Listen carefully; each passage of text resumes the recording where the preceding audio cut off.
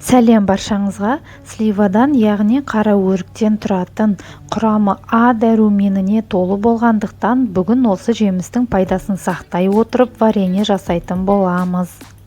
Ең алдымен жемістерді жақсылап 3-4 қайтара жуып тазалап аламыз.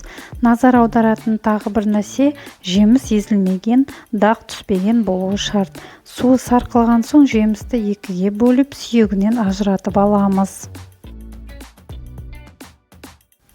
Кейін үлкендеу қайнататын ыдысымызға салып, үстіне керегінше қантты салып, аздап араластырып, бірнеше сағатқа немесе бір түнге бетін жауып қоямыз. Негізінен түнге қалдырсаңыз, сливамыз қантты бойына сіңіріп, суы молынан шыға бастайды.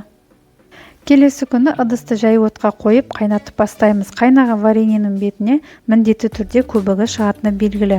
Уақытында алынбаған көбік вареньенің түсінің өзгеруіне және ашып кетуіне де себеп болады. Бірақ көбігін қайнай сала алуға болмайды. Дегенмен сливамыз 15-20 минуттай қайнауы керек. Дайын болардың алдында ғана отты күшейтіп, сливамызды бұрқ еткізіп, сол кезде шыққан көбікті абайлап сүзгімен алып тастағанымыз дұрыс болады.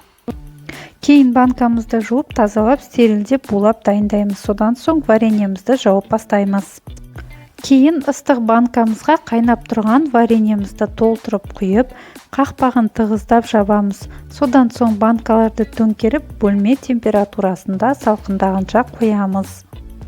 Тағы бір айтатын жайт, қайнап жатқан вареньемізге кішкене лимон қышқылын қосып жіберсеңіз, вареньеміздің қанты шықпайтын болады.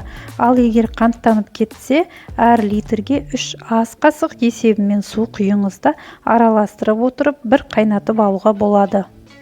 Көріп тұрғаныңыздай, сливаларымыз езілмей, бүтіндігін сақтап, өте дәмді болып шығады.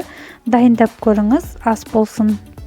Рецептім ұнаса лайк басып, каналыма тіркелуді ұмытпаймыз.